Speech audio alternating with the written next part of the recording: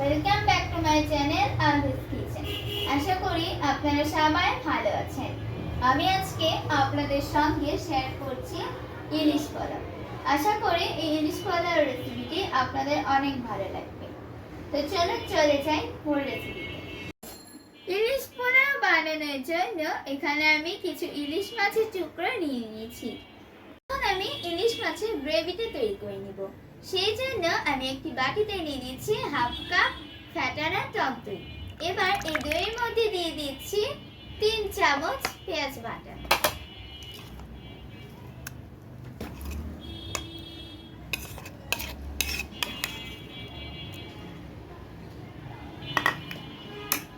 এবার দিয়ে দিচ্ছি 1 চামচ আদা বাটা, দিচ্ছি 1 চামচ রসুন বাটা, দিচ্ছি 2 চামচ মরিচ বাটা।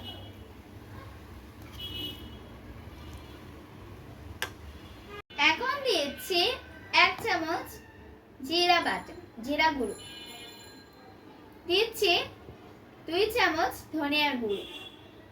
এখন দিয়ে দিচ্ছি স্বাদমতো লবণ, দিচ্ছি রান্নার রেগুলার তেল। সবকিছু ভালো করে এরপর মিশিয়ে নিব।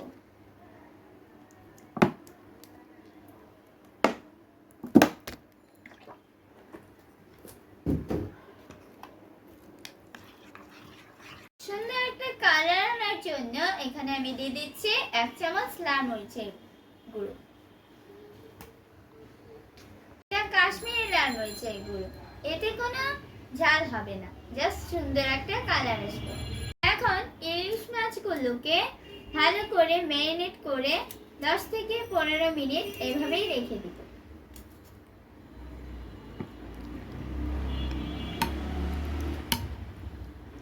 পেঁয়াজ পেস্তা বানানোর জন্য প্যানে তেল গরম করে নিয়েছি। এখন আমি দিয়ে দিচ্ছি 8 থেকে 10টার মতো পেঁয়াজ আমি কুচি করে নিয়েছি। এবার আমি পেঁয়াজগুলোকে বেরেস্তা করে নেব। পেঁয়াজগুলো ভাজা হয়ে গিয়েছে, তুলে নিচ্ছি। দিয়ে দিচ্ছি ম্যারিনেট করে রাখা মাছগুলো। 2 মিনিট পর পর মাছগুলোকে উল্টে পাল্টে রান্না করে নেব। এটা বেশি নাড়াচাড়া করা যাবে না, তাহলে মাছগুলো ভেঙে যাবে। মাছটা রান্না হয়ে গিয়েছে, এখন আমি মাছগুলোকে গ্রেভি থেকে তুলে নিচ্ছি। এখন এই গ্রেভির মধ্যে আমি দিয়ে দিচ্ছি 500 গ্রাম পোলাও চাল। এই চালটাকে খুব ভালোভাবে গ্রেভির সাথে ভেজে নিব। এতে করে গ্রেভিতে যদি কোনো ঝোল থেকে থাকে সেটা শুকিয়ে যাবে। এবারে দিয়ে দিচ্ছি মাঝখান দিয়ে ফালি করে রাখা কাঁচামরিচ। ঝালটা আপনাদের পছন্দ মতো বাড়িয়ে কমিয়ে দিতে পারবেন। গ্রেভিটা একদম শুকিয়ে গিয়েছে। এখন আমি 500 গ্রাম চালের মধ্যে 1 লিটার পানি দিয়ে দিচ্ছি।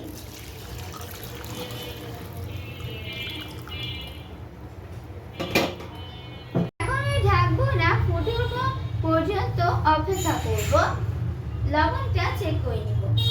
ফুটে গিয়েছে, এখন চুলার আঁচ লো টু মিডিয়ামে রেখে ঢাকনা দিয়ে ঢেকে 90% কুক করে নিব। এখন দিয়ে দিচ্ছি আগে থেকে ভেজে রাখা পেঁয়াজ বেরেস্তার অর্ধেক। এবারে দিয়ে দিচ্ছি ইলিশ মাছগুলো।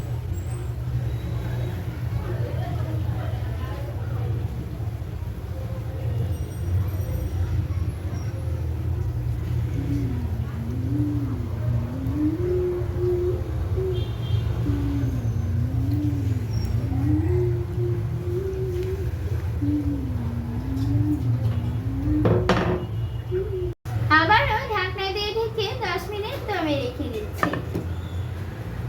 তৈরি হয়ে গিয়েছে ইলিশ পোলাও। আশা করি এই ইলিশ পোলাও রেসিপিটি আপনাদের অনেক ভালো লেগেছে।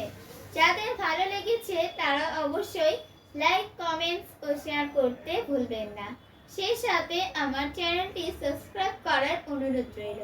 আজকে এই পর্যন্তই, আবার দেখা হবে অন্য কোনো রেসিপি নিয়ে। সেই পর্যন্ত সবাই ভালো থাকবেন। আল্লাহ হাফেজ।